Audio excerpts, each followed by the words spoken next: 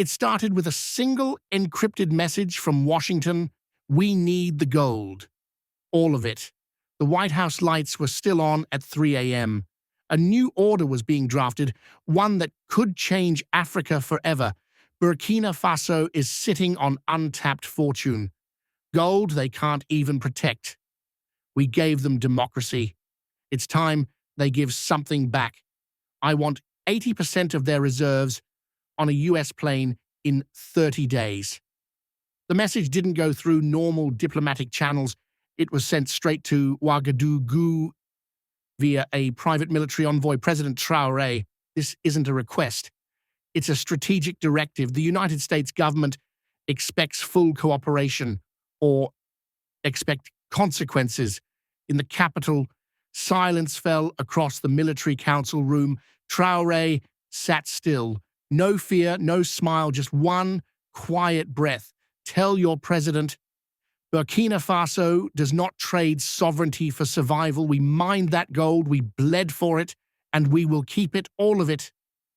That single sentence triggered the first global resource standoff of the decade. Washington doubled down. The CIA launched Operation Dust Trail, covert destabilization, proxy alliances, economic sabotage. But something unexpected happened. Africa stood up. Washington reeled in disbelief. Traoré's defiance wasn't just bold, it was unprecedented. In the early morning hours, the National Security Council convened under emergency orders. Coffee-fueled and tense, top advisors huddled around a situation room monitor displaying images of gold mines in Burkina Faso. "This is a threat to U.S. interests," one advisor said. "No," Trump replied, narrowing his eyes. "It's a challenge to American dominance." Trump stood and paced the room. "We made Africa, we built their governments. We kept the lights on in half those countries, and now this man-child dares to spit in our face. He wants to play empire? Then he's going to learn what power really looks like." Orders were given. Covert units were activated. Operation Dust Trail moved into Phase 2. The CIA flooded West Africa with agents posing as NGOs, aid workers, and journalists. Their mission was simple: destabilize Traoré's government from within. But Traoré was ready. Burkina Faso's intelligence service, bolstered by unexpected technical help from unnamed allies, intercepted multiple communications. Operatives were quietly identified and monitored. Some were turned, others disappeared. At a military camp outside Bobo Dioulasso, Traoré addressed his elite guard. "We are the guardians of something greater than gold. We are the shield of dignity. If we fall, the continent falls. Stand with me." The response was thunderous. The soldiers saluted, their faces hard with resolve. Meanwhile, back in Washington, Trump held a press conference. The United States cannot allow rogue regimes to hoard global resources. Our goal is stability and fairness. We will take appropriate action. But there was hesitation from unexpected quarters. At the UN, several African nations issued a joint statement. Sovereignty is not negotiable. Africa will not return to the chains of economic slavery. China remained silent, but their trade envoys landed in Ouagadougou the next day. Russia made no speeches, but a private jet arrived from Moscow, landing unannounced. Turkey sent medical aid and military engineers hidden within it. The geopolitical board was shifting. Washington had aimed to isolate Traoré. Instead, it had drawn the world's eyes to him. Inside the U.S. military, questions stirred. General Langley of AFRICOM raised concerns. "We're pushing too fast, too loud. This isn't the Middle East. Africa's watching, and they're not fragmented anymore." Trump dismissed the warnings. This is a test of will, and we're going to win. But in Burkina Faso, Traoré wasn't just holding the line. He was preparing a counter move. He ordered the gold mines to be fully nationalized. No foreign hands allowed. Every gram was tracked, secured, and transported under armed guard. A new digital system was launched showing the world exactly how much gold Burkina Faso had and where it was. Transparency as defense. And then he made the boldest move yet. On national television, flanked by military leaders and miners in dusty uniforms, Traoré spoke directly to the people of the world. To the citizens of Earth, understand this. This is not a war for gold. It is a war for the future. We do not seek conflict, but we will not bow. Our gold is not yours.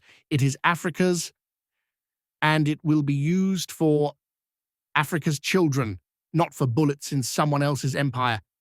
The speech went viral, translated it into 47 languages, shared by millions. In Senegal, Ghana, and Kenya, young people marched in solidarity.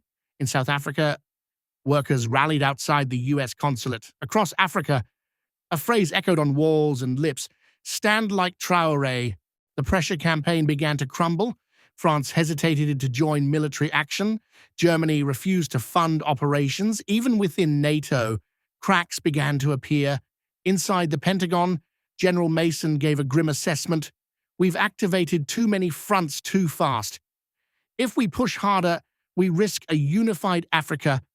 And if that happens, we lose more than just gold." But Trump wouldn't back down. He summoned defense contractors, ordered new scenarios drafted, and called for drone surveillance expansion. Traoré, meanwhile, vanished from public view. Rumors swirled. Some said he'd gone to meet with leaders in Algeria. Others claimed he was deep in the Sahel, rallying Tuareg tribes. But the truth was more calculated. He was forming a coalition. One by one, envoys arrived in a secret compound just outside the capital.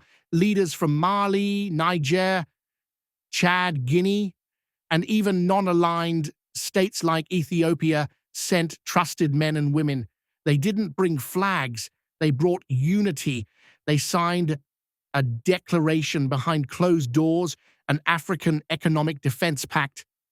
If any member state was attacked for protecting its resources, the others would respond economically, diplomatically, and militarily if necessary. A single phrase headlined the secret document: "Gold today, water tomorrow, unity now." And just like that, what began as a demand became a revolution. The days that followed were tense. International media, once skeptical of Traoré, now covered his every move with fascination. Headlines read, "Africa's Young Lion Defies Empire," "The Gold Rebellion," and "Traoré's Standoff Could Change Everything." At Langley, analysts reviewed satellite imagery and intercepted chatter. One report stood out. Traoré's secret summit had birthed more than just words. It had forged a new geopolitical axis. Trump's national security team reacted with fury. "This is an African NATO," one general warned. "No," Trump snapped. "This is rebellion, and rebellion demands an example." New plans were drawn. The Pentagon finalized Operation Sandstorm. Its objectives: cripple Burkina Faso's communications, disable its power grid, and strike key gold transport hubs. The operation would begin with a swarm of cyber attacks, followed by surgical drone strikes. At 2:37 a.m. local time, the first phase began. Internet traffic in Burkina Faso dropped by 80%. Mobile networks failed. Power flickered across Ouagadougou. Then came the explosions. Precision-guided missiles struck outside the nation's largest refinery. A key bridge collapsed under a fireball. But something unexpected happened. The gold wasn't there.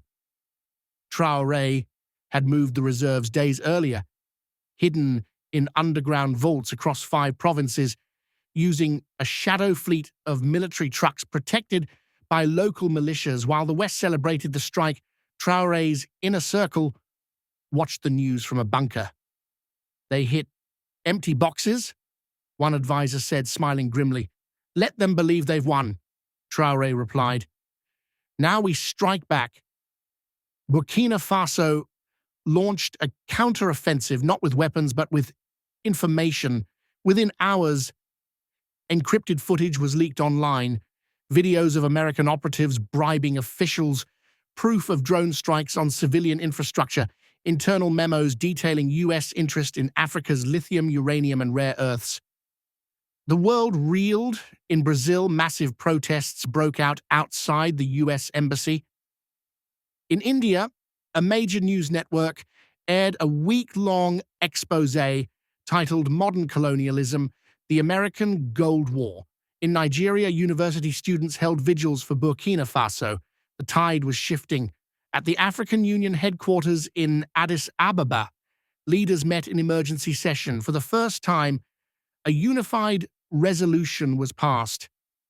All member states shall recognize Burkina Faso's right to control its resources, and any foreign aggression against it shall be considered an aggression against all of Africa. Trump was livid.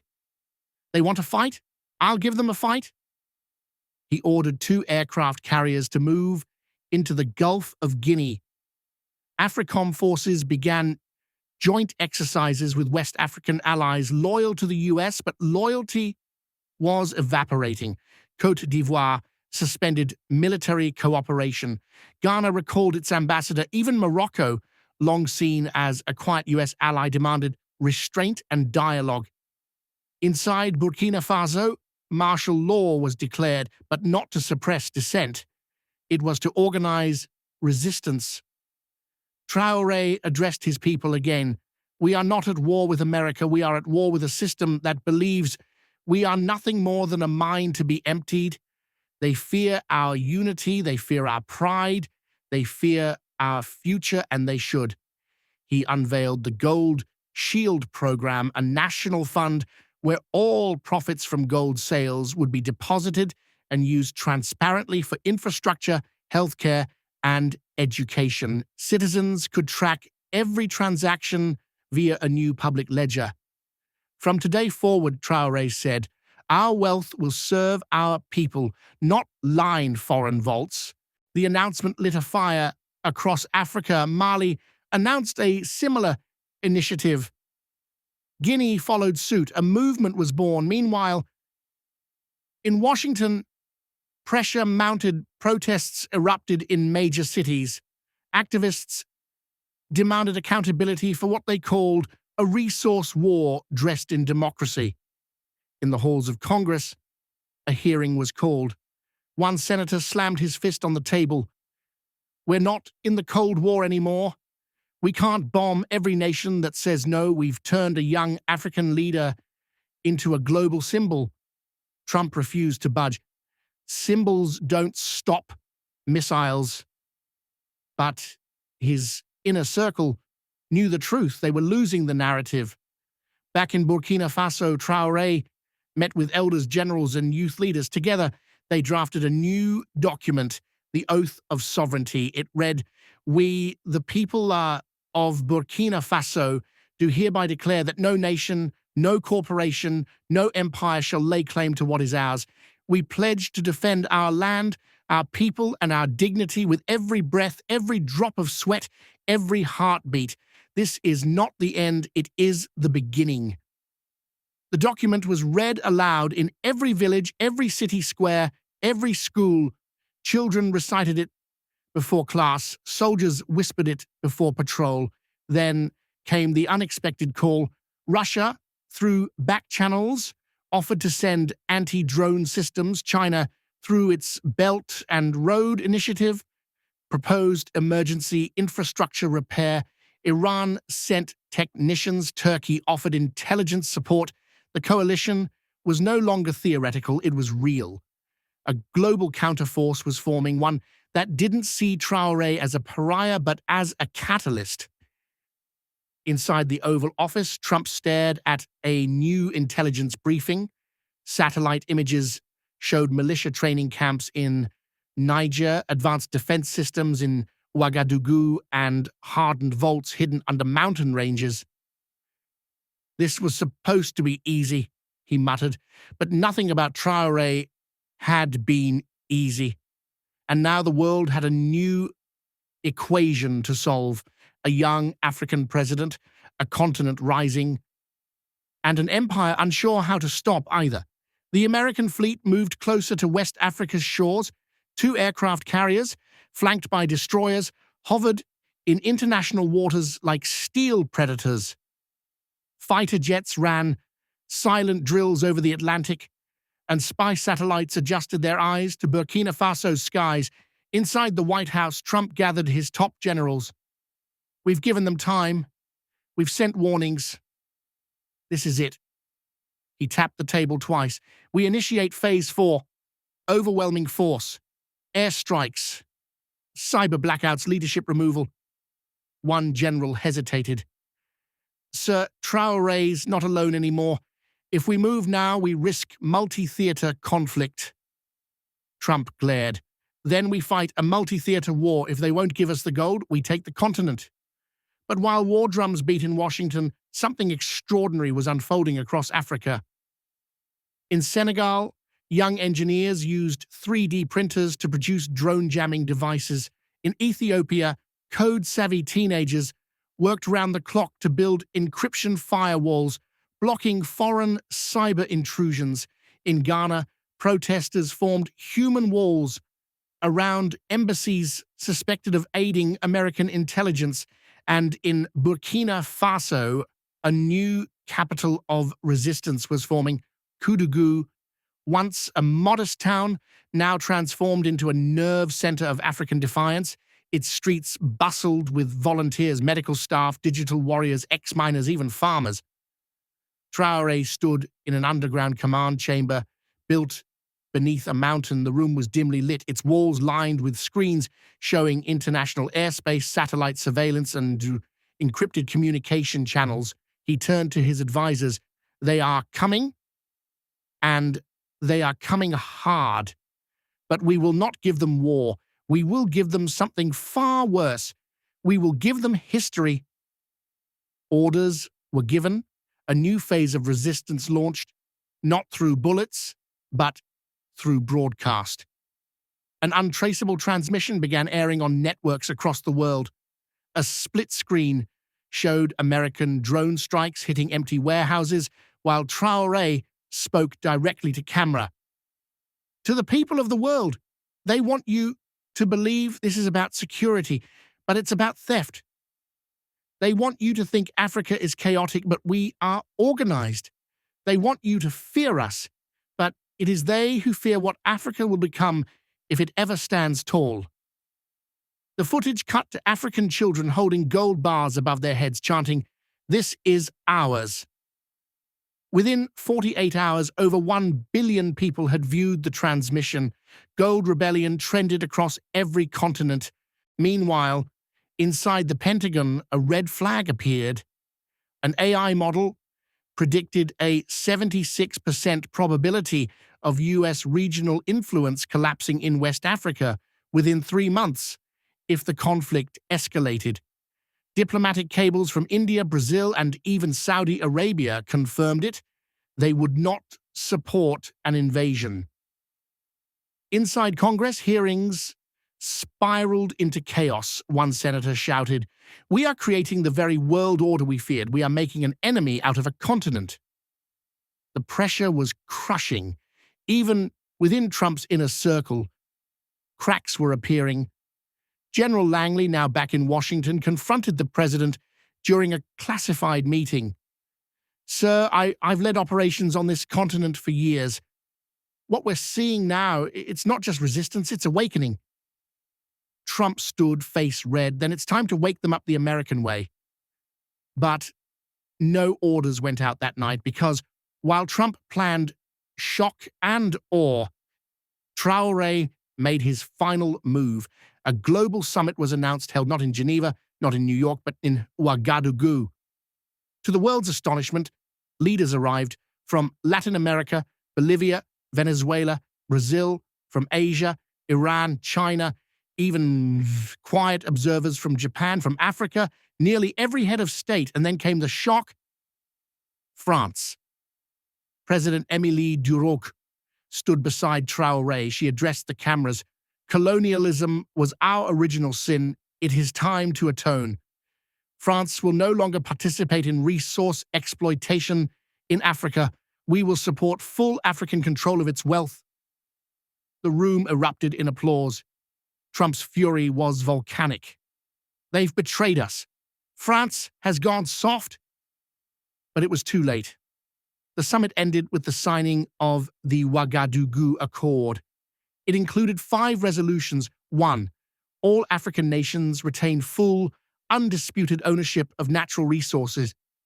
2. Any foreign intervention for the purpose of extraction will be considered an act of aggression. 3. A new continental defense pact will protect sovereign economies. 4. Gold and other resources will be traded through an African centralized reserve system. 5. An international tribunal will be created to investigate and prosecute economic sabotage by state actors. The signatures were bold, the ink indelible. America stood isolated. Traoré addressed the closing session. We did not seek war, we sought dignity, and now the world sees who we are, not rebels, not pawns, but sovereigns. Back in Washington, Trump faced the cameras one final time. We will not forget this insult, he warned. America does not lose, we just wait. But the world had moved on. Traoré returned home to cheering crowds. Songs were written, murals painted. Children wore T-shirts with his face and the words, "Gold is ours." In the months that followed, Africa's GDP surged, infrastructure boomed under resource-funded projects. For the first time in history, inter-African trade surpassed imports from Europe. Traoré didn't declare victory, he simply walked through the streets of Ouagadougou one evening, unnoticed, hands behind his back, listening to the rhythm of a nation reborn. And as the sun set on the red clay horizon, it wasn't the gold that glistened, it was the pride of a continent no longer willing to kneel.